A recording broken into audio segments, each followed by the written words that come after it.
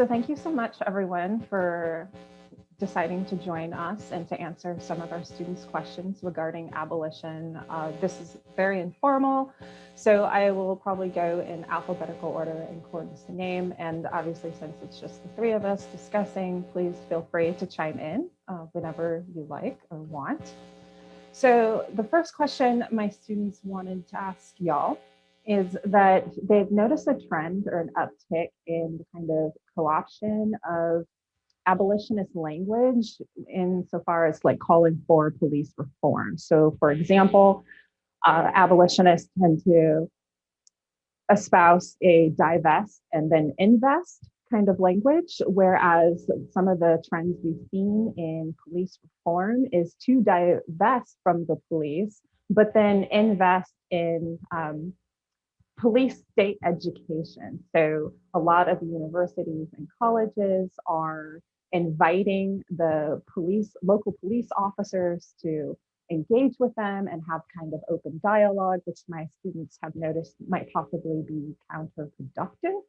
Moreover, they've also found kind of an inconsistency with strands for abolition or calls for abolition, but yet when George Floyd happened or the incident with Breonna Taylor, there were simultaneously calls for abolition, but yet to also incarcerate the people or the police officers who committed these murders. And so they're wondering, how do we rectify these sort of issues? Is this an issue that you've seen throughout all of abolition history? And then really, how do we bring the ultimate goal of abolition, which is to get rid of these kind of notions of inmate or criminal or just the entire carceral state? How do we get back to the focus point? And I'll start with Dr. Threadcraft. Yeah, no, thank you. So I think police reform has a very long history, right? And calls for police reform have come, for a century of the kinds of political mobilization in Black communities in response to police violence. And it is sort of a mobilization constant in Black communities because of the sort of violence and systematic violence that people suffer. So I want to say that I don't know the answer to this question. But I think the ideological move is always going to be a liberal center that is willing to collude with the right. I think particularly in neoliberal colonial projects abroad and with marginalized populations like with the war on drugs and the war on terror, but always present itself as the only hope against the far right and totalitarianism. So I heard Nikhil Singh talking about this recently, and I think it was really well said. So this supposed center will have no problem then, I think, taking and repackaging concepts from the left and making them appear as common sense and while making them toothless. So I think the move then is to keep the focus on how the center has not kept us safe, how policing and punishment don't keep us safe, but harm us all. So we can't keep giving money to an industry that hasn't kept us safe and can't prove that we are safe. So I think we also need to constantly call out decades of failed reform efforts, right? Like reform has not worked. And also highlight the things that Black communities have asked for in the interest of their own safety while only being given the police as a response, right? So it's always sort of presented as Black communities want police, right? Instead of Black communities may ask for police sometimes, but they have always also said that they wanted treatment centers, et cetera, right? They wanted community investment. They wanted resources, right? That don't end with the police. And then I also think that we're going to have to shine a light on experiments in community safety so that we help to expand the public imagination to crowd out the ideological space that police and policing take up. So Miriam Kaba is really fantastic on this point, and others, right? So they say, in a world in which police have to do nothing to prove that they help, that we call them after the fact and we have no evidence, sort of scant evidence-based solutions that they are keeping people safe.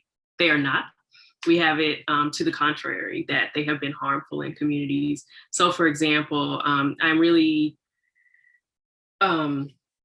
taken by the work of Beth Ritchie, who, you know, for me as a feminist, the argument, and in many years I thought about interpersonal violence as a more important problem than state violence, but through her work I've come to understand how state violence escalates interpersonal violence, right? And so that in a situation where feminists and carceral feminists and others, people might think that what we do need is for the state to come in and help women in their relationships and help people who are survivors of gender-based violence, right? It is not the case, right? So to understand and be clear about the ways in which police and policing are escalating harms, including the interpersonal harms that Black communities are suffering, and particularly women and femmes. And then finally, I think we need to highlight a project of reparation that I think will appeal to our communities, right? So reparations is part of the most compelling aspect of what Kaba's talking about, from this settlement that she helped to negotiate with the victims of survivors of Chicago police torture, right? That includes all kinds of things, including a public education project and the promise to teach what happened in schools. But to think about using collective resources to help survivors instead of punishing perpetrators, and also to think about how thinking this way can get us out of individualistic models toward more community-centered models of safety. So I'll say. Thank you so much for that response. It's very rich, and there's a few points I'd like to come back to after Ash's comments. Thank you. I really appreciate that as well. So I definitely think that for a long time, right, since folks have been organizing around abolition in the United States and using that language to talk about tactics and practices and processes, they've had to come up against reform kind of rearing its head back into the conversation through lots of different means. I'm thinking about Angela Davis talking about this, and like also scholars like Andrea Ritchie. And I think that it's always going to be a thing. I feel like in my organizing, it's been a thing. And I've only been organizing around prison abolition for the last 8 years. And when I started 8 years ago, I was using that language. And I remember the reaction in the community when we started to use that language, and people were not with it at all.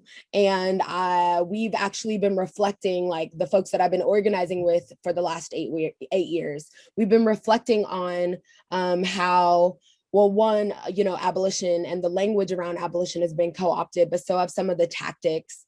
And then two, people are, or it's more palatable. People are willing to say it. People are willing to talk about it in a different way. And so we are asking ourselves a lot of questions about how, like, what were we doing before that was wrong? Or how are people understanding this right now? And what are the things that are contributing to that understanding? Right, I think there are some things that we can do. And some of those things are reminding folks about the conditions that people are facing in places of incarceration. So not just prisons and jails, but detention centers, juvenile detention centers, psychiatric facilities that hold people without their consent as well. And then staying connected to incarcerated Black people. That's critical, that's important. That is one way that we can center the conversation, by centering those people. Reminding ourselves and others to pause and revisit abolitionist values, histories, and traditions and lessons. I think that's something else that we can do. Like Dr. Threadcraft was saying, we understand in communities that police do not keep us safe. And so one of the things that I think organizers have been trying to do is create some alternatives and come up with those creative interventions that work, only where we are in time and space. And I think that that's the work that we need to continue doing. Yeah. I also hear you talking about divesting and investing, and I'm hearing you also talk about like a divestment and a reinvestment in the institution. And I am excited that we're going to be able to talk about maybe how we can decenter the institution in this frame as well. Yeah, thank you so much, because I think that was really the head of it, or that tension that a few of us were starting to think about this past semester, is even in the framework of divesting and investing, the institution, which is, Dr. Threadcraft was also saying, even if it's just centered or more left or right wing, it just does not keep us safe. It's the institution that is the problem. But yet, then what shall we do? And I did want to ask more of a question that perhaps maybe the problem that we have about wanting to maintain this sort of language has to do with this notion that Dr. Threadcraft mentioned about social imagination. So I was wondering if perhaps you could say a bit more, Dr. Threadcraft, on the social imagination, and if you too could say also, Ash Williams, about what sort of ways are activists who are actually on the ground here reinvigorating people's social imaginary to kind of imagine a place that we can even invest that's beyond the institutions themselves.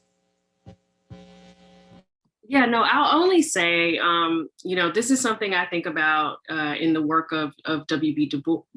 Du Bois, but also Kaba, Dr. Dent, Angela Davis, and others have sort of talked about the visual, right? So how our visual imaginary, the police, right, from Paw Patrol to Law and Order, right, like the amount of space given and the ideological work that our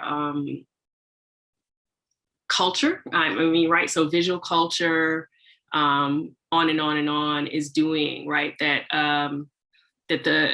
Doing this work for the police, right? And so again, right, in a world in which police are not asked to demonstrate how they keep people safe, right? And we want to highlight the aspects of community safety, and I think an abolitionist commitment to experimentation.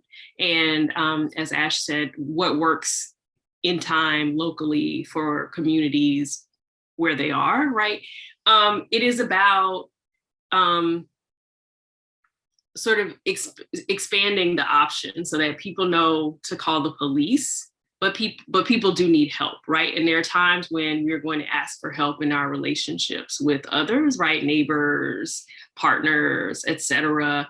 And that this then will be part of the work of cultural workers to have other things accessible in people's minds about what can be done, right? And so that the material work on the ground of standing up alternatives to calling the police has to be mirrored with the kind of ideological, right, imaginative registers of making people think about other options, is all I mean. And I mean, I do think that Du Bois, when he was working on lynching and dealing with the problem of racial violence against Black people in his time, part of the reason that he moved from sort of the social science article to novels, right, works of fiction and other things is because he understood that you could not cede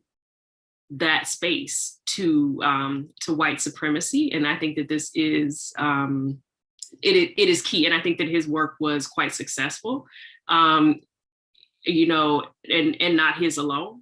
But it is important for us to realize that that is going to be a part of the work that has to be done. So when I see people like Tarana Burke,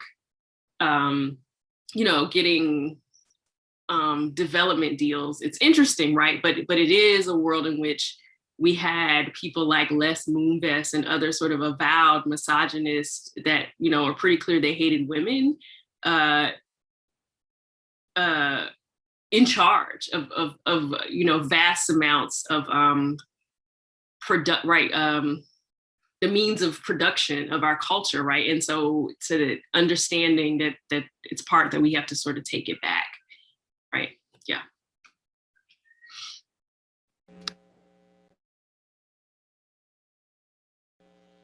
Thank you so much. Ash? Yeah, I really appreciate that y'all are mentioning social imagination. And I'm thinking about prefiguration specifically, or kind of trying to reason about the future with the information that we have about right now. I'm also thinking about ideas like that I've learned from Black queer organizers like Sankofa. And I just did a workshop on Césaire and Fanon about alienation. And so I'm really thinking about returning to the past and to what end, but also Sankofa, so returning to the past and so as to bring something back, so as to like get it right maybe this time. I'm also kind of reflecting on a class that I just finished teaching for the first time, a Black abolitionist dreaming class. And so we spent time, a portion of the class kind of talking about the foundations of prison abolition, as well as some kind of what organizers are doing. And then we gave the students an opportunity to like pause and talk about what their abolitionist dreams were. And that was really, really telling and exciting.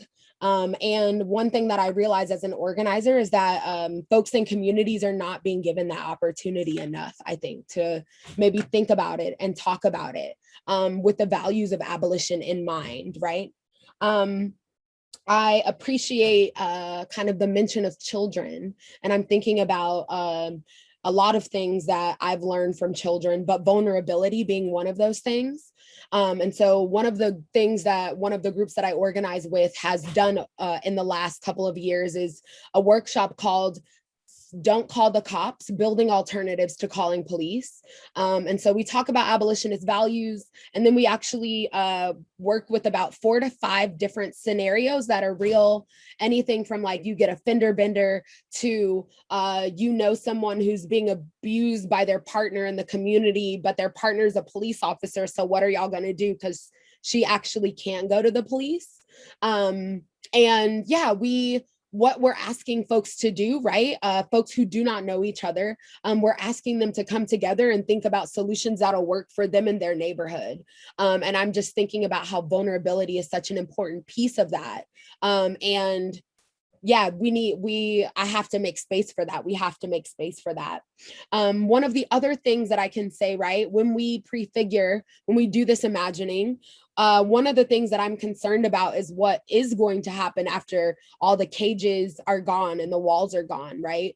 I'm nervous that the carceral logics that we kind of use to control each other are going to prevail and kind of engulf us. And so I'm really interested about combating individualism so that we can begin to talk about these alternatives, because that's something that's in the way as well. Yeah, thank you so much for both of those answers. So I hear a lot of thread of, not just talking about the social imagination, but notions of experimentation, and then moreover, dreaming, right? So being given the space to actually sit with these theories, these the work on the ground as well. And all of this seems to require some level of education. But within the United States, the earmark pinnacle, like the apex of what kind of levels of education we should quote unquote all have, is within the setting of the university. So with that being said, with our culture telling everyone to go to university or colleges or that sort of thing, and it's the basic kind of ultimate source of enlightenment or enrichment, how can we, one, decenter that notion, because it is, academia is an impressive institution, especially for people most vulnerable to the system. So how can we, one, decenter that notion that that's the place where we should be getting this sort of education? And then two, how do we transition to more accessible or community-based education systems that are going to be able to disseminate this abolitionist dream? Dr. Threadcraft? Yeah, so I wouldn't imagine that I would be the first person to talk about this. I think it's important to think about the fact that, contemporary Black studies and contemporary feminist thinking started in reading groups that were a part of social movements. And I think it's important to think about that, right? So as we have are witnessing sort of vibrant social movements with people who are, I think, many of whom are very interested in reading, right, and study, and also I think my friend and colleague Diva Woodley says are not only reading theory, but are building theory, right, that they are also putting into practice, right? So we are in a rich time to sort of put into principle sort of the Black feminist commitment to praxis, right? Uniquely, I think that this was not the case, however many years ago, I won't say, when I was in graduate school, right, that we're in an interesting time of social ferment, maybe it's not the right word, right? But we're in a good time to sort of reflect on knowledge, right, in a particularly productive period for knowledge that is coming out of social movements and not out of the academy, right? And some of the best thinkers within the academy, right? So all the leading lights of abolition have always been pioneering scholars, but also committed foundational activists. So I'll go through it again, right? Angela Davis, Ruth Wilson Gilmore, Beth Ritchie, all of them, right? Write things that blow the back of my head off, but are also have been doing or organizing and activist work forever, right? And I think straddle the line between academia and activism, or where their activism is more central to who they are, right? In ways that are amazing, right? I mean, and it's really I'm struck by it, right? Because they are in a sort of different position than many men on the Black left in this way, right? That they are in kind of state universities, right? And also like activist intellectuals who are left, right? And very committedly left, but have been sort of very active in social movements the whole way through. And I think that they are an important bridge for thinking about this. Now, again, I don't presume to have an answer to this question, but I do think that the early 2010 period, I think early aughts maybe, saw a period, I think, of Black feminist education where many people came to feminist consciousness on social media, right? And I think it's hard to remember this period because social media has become the engine of so much disinformation, but I do think that this potential remains. But I think that we must highlight community-based knowledge in our own teaching and research. And so I'm working to do things like, again, to talk about Kava, who likes to do workbooks, right? To work into figuring out how to integrate her workbooks into my contemporary political theory classes so that I am committed to teaching praxis alongside theory as a sort of ethical commitment of my own, right? And so this kind of, it might be the reverse of your question, right? So how do we get this kind of thing into the academy? But I do think that we are in a very, the thought leaders I would say, with the rise of abolition, as a mainstream idea. The mainstreaming of abolition as an idea has made it the case that the leading lights of the intellectual tradition are people who have long-term activist commitments. And I think that changes the I think that will change things, right? So if you listen to panels that abolitionists put on, right, it is half scholars and community organizers have the same space, formerly incarcerated people have, right? So that they are working to build this idea that the communities know best how to solve their problems. And so they are putting some of their ethical commitments into practice. And so I think that abolition itself and the political commitments of abolitionists are helping to do some of that work now. Maybe I'm overly optimistic, but that is what I think. Thank you. Ash Williams? I'm thinking about some things that institutions can do to recenter, to decenter themselves, like paying organizers, paying adjunct faculty who are organizers like myself, putting them on, putting us on. And I also want to say that as an organizer, a lot of the knowledge production that I'm interested in, it's happening outside of the institution.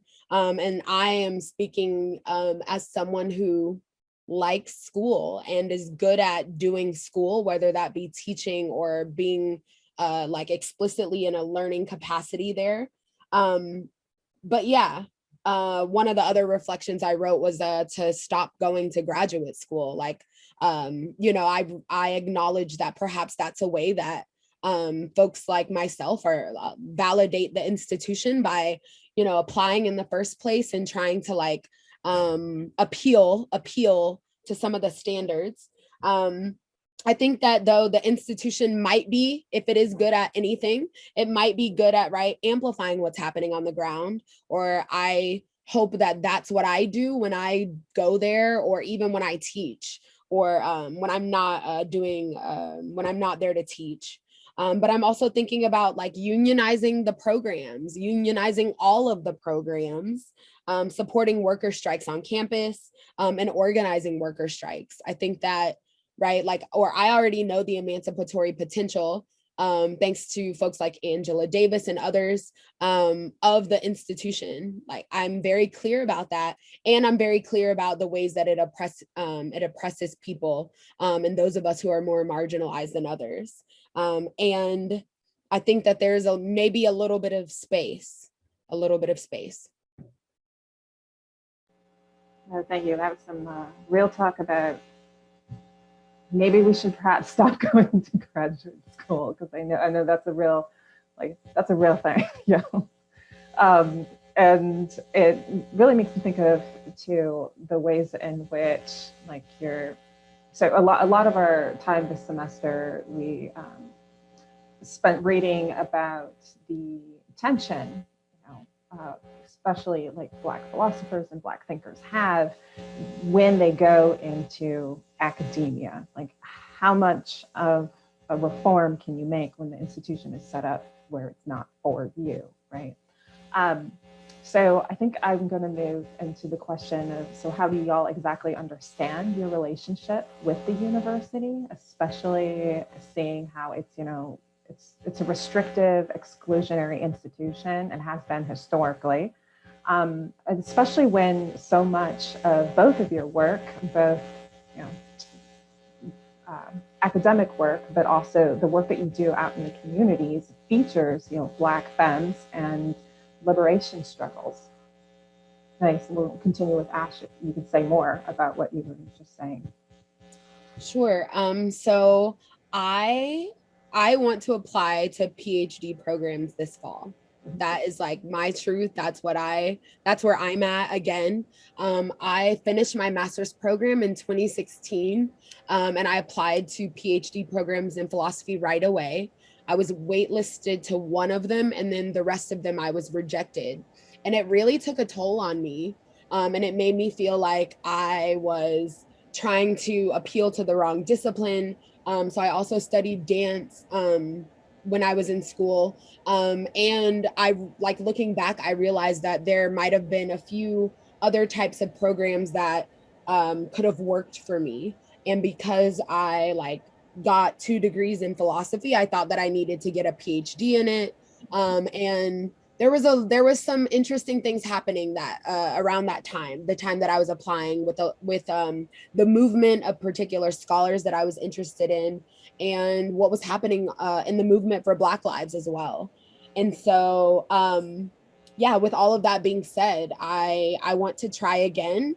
And this time I think I'm not just going to limit myself to philosophy programs. And I think I'm going to look for Black studies and AFAM programs, but also feminist studies programs. Right now I'm teaching in a women's and genders studies department as an adjunct faculty person. And that has been a very interesting experience. And in terms of my kind of philosophical upbringing, the white feminists who like had my back, a lot of those folks ended up turning away from philosophy, if you will, and like doing women's studies. And so, and as a trans person, that movement is something that is important to me. And yeah, I am feeling still like I'm not sure exactly where I will fit in. Being someone who is very keen on organizing and knowing that I still want to like be able to fund abortions and bail people out of jail. And I want to be in a program that's not going to keep me from doing that, right? Like I don't expect a program to facilitate that, but necessarily. But yeah, I have just like I have big abolitionist dreams, I have big dreams for myself that include, yeah, getting a PhD. And this time, right, I hope to have like more institutional support than I had, right? And not from white women in philosophy. And yeah, I'm gonna see how things shake out for me this fall. And I also want to say, like, I don't want to discourage folks from going to graduate school. And I want to say that I'm very clear about how hard it is when you don't have the support that you need. Yeah. So I thought that I didn't have anything to say to this question, but I want to speak to Ash, right? Since we're, so I applied to philosophy programs and was rejected, and I went back and applied to political science programs, and my PhD is in political theory, and nobody is more surprised than me that I teach in a philosophy department right now, right? If I had tried to, they wouldn't have had me, and here I am, I've backed my way into one. So things can happen. And I think that, for all of its sort of roots in the medieval monastic ideal of being able to sit around and be by yourself and think, like, for all its evils, this is still a good thing, right? Like nobody is, and it's an incredible position of privilege that I'm in. But, the fact that I get paid to think as a Black woman is something, like, so Anna Julia Cooper, right, to think back in the tradition, this is something, right? And we don't have to apologize for wanting to sit down and breathe and be able to think our own thoughts, right? And to be in our heads. And so I hope that one, you can find the support you need and that you can find a program that's good for you, because there are good programs out there, even in a world of adjunctification and which women and women of color in particular are tracked towards the bad work of academia and the work that is completely unjust.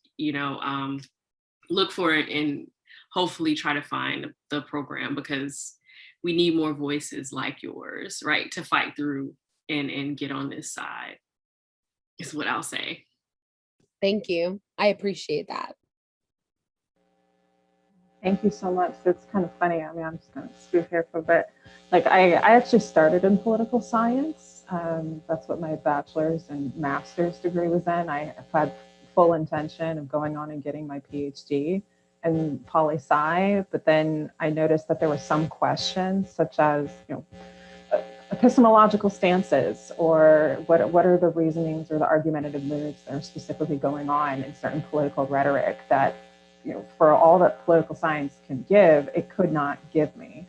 And then also I was at a program at the time that was not very keen on issues of diversity. So the metaphysical questions that I had surrounding race and, sex and gender, they could not answer. So I figured, all right, I'll try philosophy. I mean, it's, love of wisdom. Surely they're going to be welcoming of me and, that sort of thing. But here I am. So, so I think I'm kind of surprised with the journey I took. But I'm happy I took the journey. And I will say I do have a job so coming up here this fall, which I'm incredibly happy about. So I'll be starting to teach at Fisk University, which is kind of a dream come true to me to be at an HBCU. Because really there I can help drive a feminist philosophy program at an HBCU. And there, I mean, we'll get into that actually question. So there's usually historically a tension for Black feminist philosophers, Black feminist theorists, Black feminist activists, right? Where there's an issue of almost fundamentality. So what is more fundamental to your identity? Or what is the aspect of being a Black women or Black femmes that we should focus more on?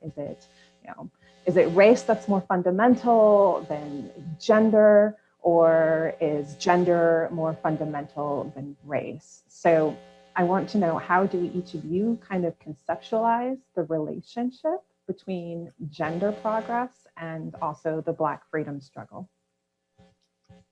So I appreciate this question. I'm excited, I was excited to sit down and talk about this because it was something, I'm glad your students raised it.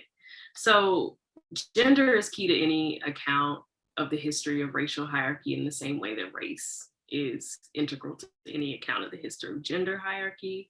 Our experiences of racism are intersectional, period. So we will not experience the same things across class, gender identity, chirality, what have you.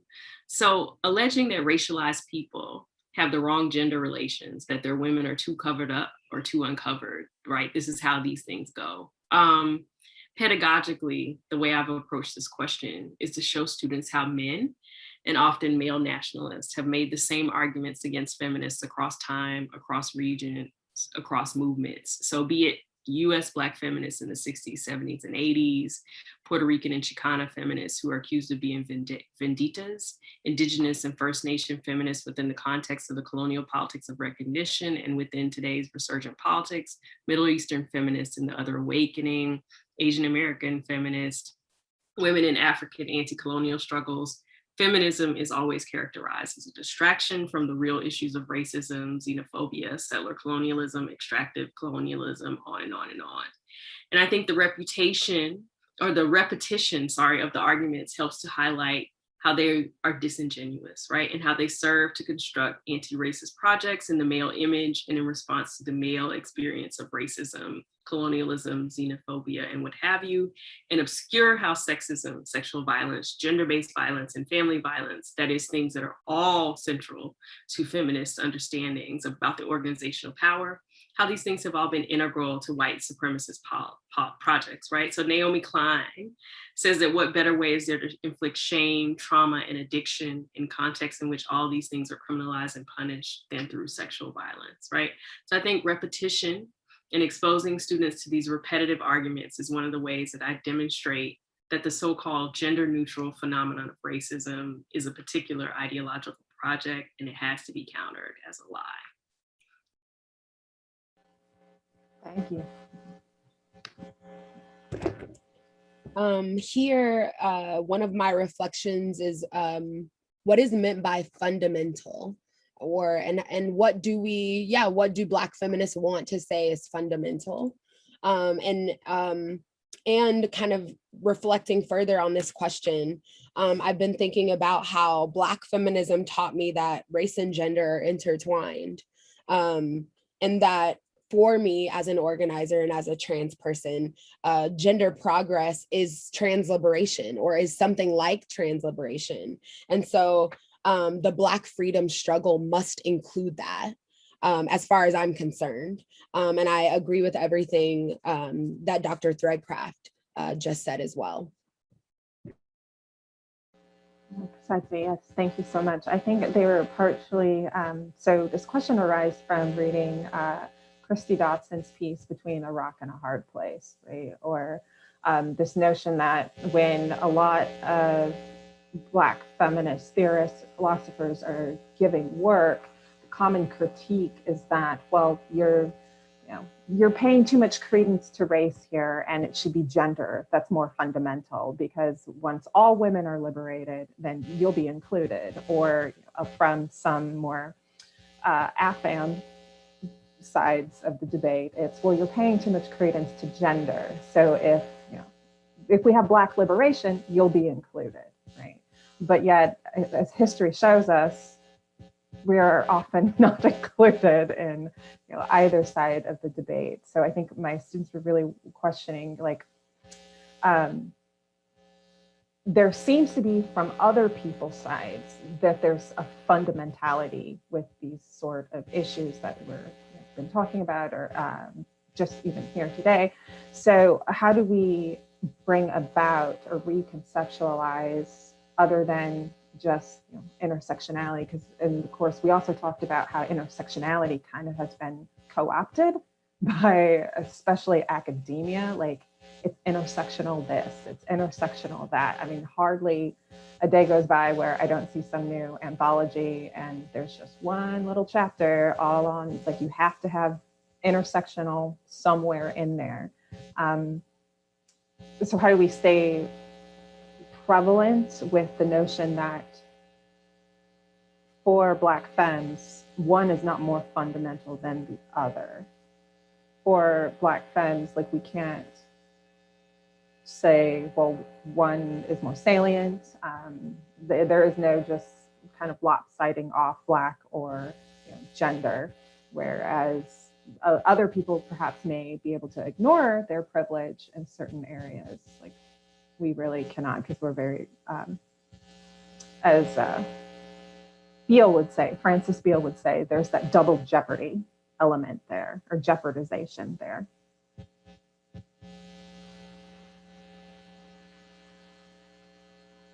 Ash, you look like yeah, I mean, oh, go ahead, sorry. I was just gonna say, I think we need to resist these binaries and keep doing it. The reform, abolition, the man, woman, but also the race, gender. I'm also thinking about how the existence of the Black trans woman really problematizes and troubles, right? That all of that stuff in a way that it is or like in a way that makes me want to like center Black trans women as a way for us to really think about this question and think about what it means, right? And I'm thinking about the specific ways that Black trans women are impacted most negatively by the prison industrial complex, by criminalization in general, and police and policing. And so, yeah, that feels very 1 + 1 = 2 to me.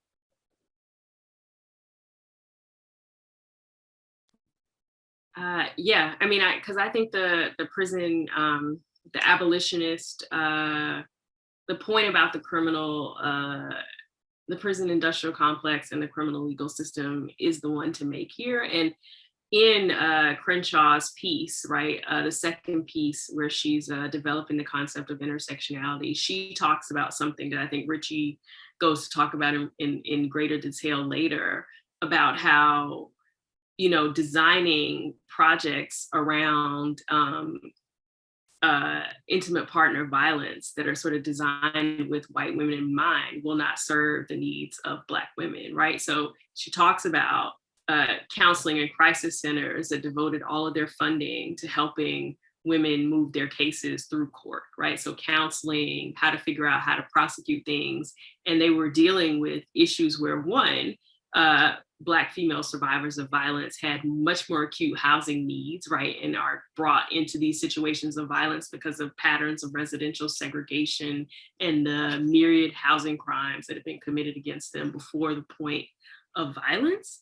And it's right, so that when you structure, right, and what she is talking about in 1991 is the problem that we're going to call we call carceral feminism today, right? So it's seeing how a project of saying the police and policing in the court system is a thing to keep women safe from violence was never serving Black women. The Black activists told them it was going to harm Black women, right? And if you design a set, right? So if you build a set of institutions around the body of a white woman, you're going to get an institution that's not going to be able to serve the needs of Black women, right? So this is her structural intersectionality point, right? And so I think for me, in the political theory tradition, it's you go back to the original text to figure it out, and no matter where it's traveled, she knew what she was talking about, right? And right, in the same ways that the prison industrial complex, as Sarah Haley, as Angela Davis, as Dean Spade and others have talked about it as an explicitly gendering institution, right? It is something that keeps, tries to regulate any gender crossing, right? And that criminalizes people, right? Women who act up and don't act the way that women are supposed to, right? Men, right? All these things, that it is a state sponsored gendering project for marginalized people, especially Black and brown people. And that, right, so that it is always going to be a problem to be a Black trans person, right, that in a situation where we have violent institutions that forbid crossing gender lines, right? And it is about keeping and fixing bodies in place. So go back to the text, right? Go read Crenshaw. Don't worry about everybody else, right? If you're confused about it, because she is being clear about how feminists, white feminists, and Black male anti-racists are building sets of institutions that are designed to serve their needs and are not serving the needs of people at the intersections of those identities. Thank you so very much to the both of y'all. I think we are at time and I don't want to keep y'all. So again, thank you for joining us. We greatly appreciate it.